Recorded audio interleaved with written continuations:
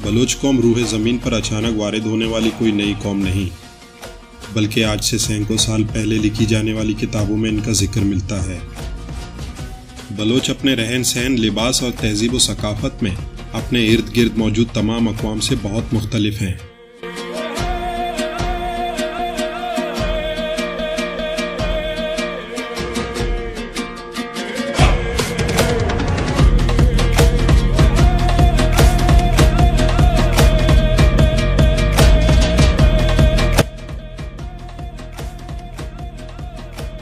1873 में रॉलिंसन अपनी किताब में लिखते हैं कि लफ्ज़ बलोच एक बेबीलोनियन यानी बाबुली बादशाह का नाम था। डेम्स 1904 में लिखते हैं कि लफ्ज़ बलोच के मायने हैं ताजे खुरूस, जो 6वीं सदी में बलोच सिपाहियों का लोगो था। जबकि हर्सफेल्ड ने 1908 में अपनी किताब में लिखा कि बलोच के मायने ऊंचा बोलने के हैं। और कुछ लोग ये भी मानते हैं कि लफ्ज़ बलोच 2 अल्फाजों का मजमुआ है जो संस्कृत के हैं, बल और ओज। बल के मायने हैं ताकत और ओज के मायने हैं आला, यानी आला ताकत वाले लोग। 10वीं सदी में फारसी अदब के मायानाज शायर अबू अल कासिम फिरदौसी ने भी इस बात की तस्दीक की है कि ताजे खुरूस बलोच सिपाहियों का कौमी लोगो था। हिंदुस्तान की तारीख में बलोचों का जिक्र कुछ यूं आता है कि हिंदुस्तान के बादशाह नागा बाता ने एक ताकतवर फौज के हमले को नाकाम बनाया था। इस फौज का नाम वलाचा मलिचास लिखा गया है।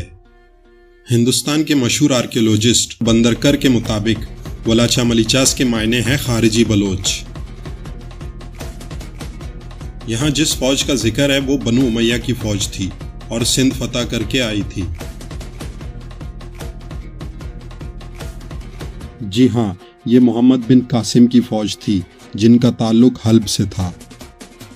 आज भी मकरान कोस्टल हाईवे और सिंध के मुख्तलिफ इलाकों में इन शोदा की कब्रें मौजूद हैं और इन कब्रों में बहुत सी ऐसी कब्रें हैं जिनमें बलोची नाम दर्ज हैं।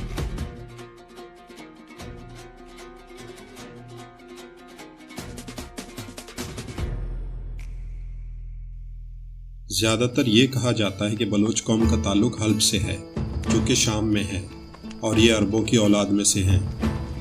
आज भी एक बड़ी तादाद बलोचों की हल्ब में आबाद है, लेकिन इसके तारीखी शवाहिद नहीं मिलते कि बलोच कौम अरबों की औलाद में से है, और ना ही बलोचों की रिवायात, तहजीब व सकाफत और ज़ुबान अरबों से मुशाबियत रखते हैं। लेकिन इस बात के शवाहिद मिलते हैं कि बलोच कौम का ताल्लुक कैस्पियन सी यानी बहरे गीलान के मशरकी और जुनूब मशरकी इलाके से है। दुनिया अदब की सबसे बड़ी और सबसे मशहूर किताबों में से एक किताब शाहनामा फिरदौसी है। 10वीं सदी में लिखी जाने वाली इस किताब में बलोच कौम का जिक्र है। इस किताब को बुक ऑफ किंग्स यानी बादशाहों की किताब कहा जाता है। इस किताब में लिखा है कि बलोचों का ताल्लुक ईरान के शुमाली इलाके से है। तेहरान भी ईरान के शुमाल में और कैस्पियन सी के जुनूब मशरिक में है। ईरान का सबसे ऊंचा पहाड़ भी तेहरान में है, जिसका नाम कुह अल-बुर्ज है। बलोची में बुर्ज के मायने हैं ऊंचा, जबकि लफ्ज़ बुर्ज फारसी में मौजूद नहीं। फारसी में ऊंची चीज़ के लिए लफ्ज़ बुलंद इस्तेमाल होता है। 7वीं सदी में जब अरबों ने ईरान में अपनी हुकूमत कायम की तो उन्होंने लफ्ज़ बुर्ज के साथ अल का भी इजाफा कर दिया। इसके अलावा ईरान में एक बहुत बड़ा सहरा है जिसे दश्त लुट कहा जाता है। लफ्ज़ लुट भी फारसी डिक्शनरी में मौजूद नहीं, और बलोची में लुट का मतलब है बहुत बड़ा। ईरान के शुमाल में एक जंगल भी पाया जाता है जिसका नाम है तुस्किस्तान। इस जंगल में एक खास किस्म का दरख्त पाया जाता है जो नोकीले कांटों से भरा होता है। इस दरख्त का नाम तुस्क है, लेकिन लफ्ज़ तुस्क भी फारसी ज़ुबान में नहीं मिलता, जबकि बलोची में तुस्क का मतलब है नोकीला। इसी तरह अलवंड नामी एक पहाड़ भी ईरान में मौजूद है, और इस पहाड़ के बड़े बड़े टुकड़े या हिस्से हैं। इन टुकड़ों या हिस्सों को आप इन तस्वीर में वाज़े तौर पर देख सकते हैं। बलोची में वंड हिस्से को कहते हैं, जबकि ये लफ्ज़ ईरान की किसी दूसरी ज़ुबान में मौजूद नहीं।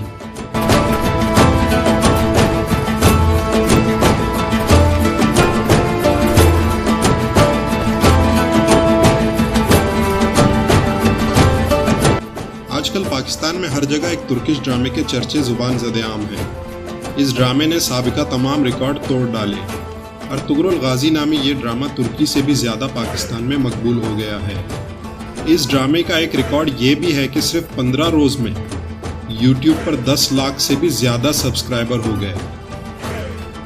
ترکی میں اس ڈرامے کی پہلی قسط کو 5 سالوں میں 1 کروڑ 20 لاکھ بار دیکھا گیا ہے، جبکہ اگر پاکستان کی بات کی جائے تو اس ڈرامے کے پاکستانی یوٹیوب چینل پر پہلی قسط کو صرف 3 ہفتوں میں 2.5 کروڑ سے زائد بار دیکھا گیا ہے۔ اس ڈرامے میں مختلف جگہ بلوچی ثقافت کو عیاں کیا گیا ہے اور یہ بھی دکھایا گیا ہے کہ کائی قبیلے میں بھی بلوچ رہتے تھے۔ اس کے علاوہ حلب میں بھی بلوچوں کو دکھایا گیا ہے۔ تاریخ کی بہت سی کتابوں سے اس بات کے شواہد ملتے ہیں کہ بلوچ سینکڑوں سال پہلے حلب میں رہتے تھے۔ آج بھی بلوچوں کی ایک بڑی تعداد وہاں آباد ہے۔ چند سال پہلے کی جانے والی مردم شماری کے مطابق ترکمنستان میں بلوچوں کی آبادی 1 لاکھ سے زائد ہے، جو کہیں سے ہجرت کر کے نہیں گئے بلکہ وہاں کے آبائی لوگ ہیں۔ ترکمنستان بھی کیسپین سی کے ساحل پر ہے۔ واضح رہے کہ کیسپین سی ایک سمندر نہیں بلکہ دنیا کا سب سے بڑا جھیل ہے۔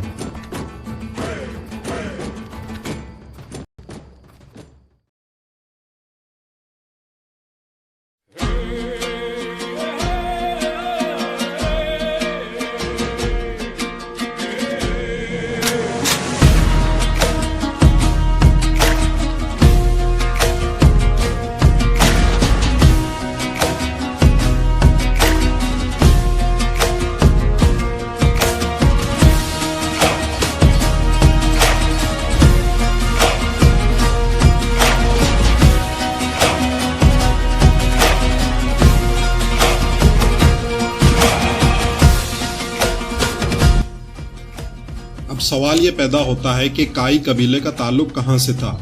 ارطغرل غازی کا تعلق اہلت سے تھا، جو کہ کیسپین سی کے مشرق میں ہے۔ یہی ان کی جائے پیدائش بھی ہے۔ سیزن 2 میں مختلف اقساط میں اہلت کا ذکر آتا ہے۔ کائی قبیلے نے وین نامی جھیل اور کیسپین سی کے درمیان مختلف علاقوں میں ہجرت کی، اور اس بات کے تاریخی شواہد موجود ہیں کہ بلوچوں کا تعلق کیسپین سی کے مشرقی علاقے سے تھا۔ نصیر دشتی اپنی کتاب دی بلوچ اینڈ بلوچستان میں لکھتے ہیں کہ بلوچوں کا پرانا نام بالاچک تھا، جو بالاشگان کے رہنے والے تھے۔ بالاشگان بھی کیسپین سی کے مشرق اور وین جھیل کے درمیانی علاقے کا پرانا نام تھا، جیسا کہ آپ اس پرانے نقشے میں دیکھ سکتے ہیں۔ آج اس علاقے کا کچھ حصہ ترکی اور کچھ حصہ آذربائیجان میں پڑتا ہے۔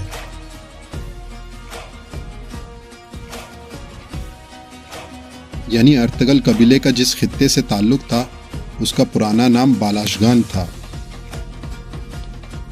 جب بلوچوں نے ایران کی طرف ہجرت کی تو فارسیوں نے انہیں بالاچ کا نام دیا، جو بعد میں تبدیل ہو کر بلوچ ہو گیا۔ اس کے علاوہ عربوں نے انہیں بلوش کہا۔ آج بھی عرب انہیں البلوشی کہتے ہیں۔ آج بھی بلوچوں میں بالاچ نام بہت عام ہے۔ اس کے علاوہ بلوچ قوم میں بالاچکی یا بالاچک لفظ آج بھی بلوچ قوم کے لیے استعمال ہوتا ہے۔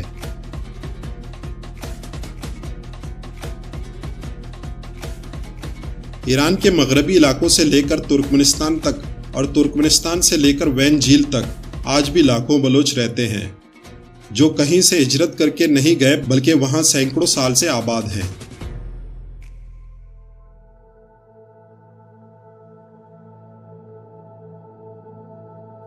ایران کی قدیم سلطنت دنیا میں سپر پاور کا درجہ رکھتی تھی۔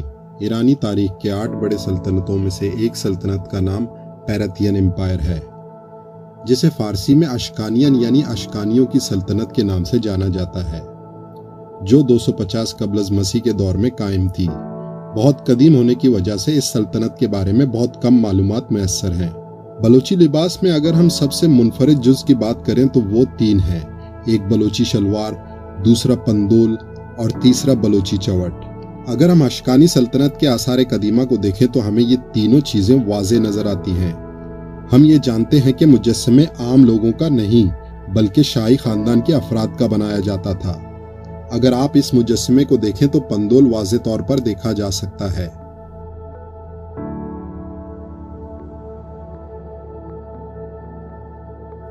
اس کے علاوہ مختلف مجسموں میں شاہی خاندان کو بڑی شلواریں پہنے ہوئے دیکھا جا سکتا ہے۔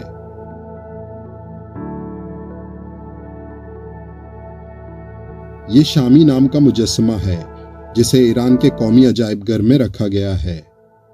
ایران میں یہ بحث کافی عرصے سے چلی آ رہی ہے کہ اشکانی سلطنت بلوچوں کی تھی یا نہیں، لیکن ایک بات واضح ہے کہ اشکانیوں کے لباس سے قریب ترین مشابہت بلوچوں کے لباس کی ہے۔ ایک اور دلچسپ بات یہ ہے کہ اشکانی نام سے ملتا جلتا لفظ آسکانی نامی قبیلہ آج بھی بلوچوں میں ہے۔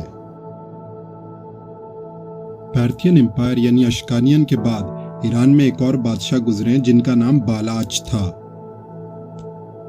مشرق اور مغرب میں لکھی جانے والی مختلف تاریخ کی کتابوں سے یہ بات ثابت ہے کہ بلوچ سپاہیوں کے ہیلمٹ پہ تاج خروس کا نشان ہوتا تھا۔ یہ ایران کے بادشاہ بالاچ کے زمانے کا ایک سکہ ہے جس پہ بالاچ کی تصویر بنی ہوئی ہے۔ اگر ہم غور سے دیکھیں تو بادشاہ کے تاج پر تاج خروس کا نشان دیکھا جا سکتا ہے۔ ہم جانتے ہیں کہ عربی زبان میں چے نہ ہونے کی وجہ سے چے کی جگہ شین کا استعمال ہوتا ہے۔ جب عربوں نے ایران کی تاریخ لکھی تو انہوں نے بالاچ کی جگہ بالاش لکھا۔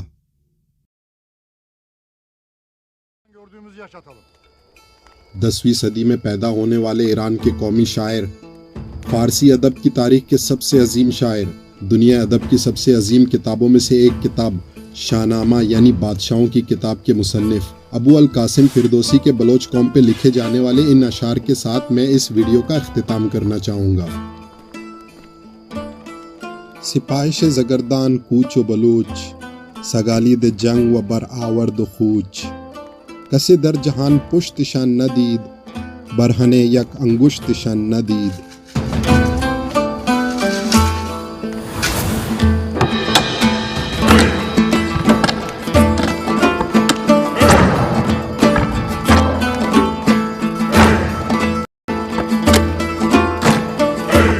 ان اشعار کا اردو میں ترجمہ کچھ یوں بنتا ہے: ہر آن دشمن سے لڑنے کو مرنے کو رہتی تھی تیار، وہ دلیر فوج بلوچ جس کا خالی جاتا تھا نہ کوئی وار، بے باک اتنی کہ عدو نہ دیکھ سکے کبھی اس کی پشت، پرحجاب ایسی کہ آتی نہ تھی نظر ایک بھی انگشت۔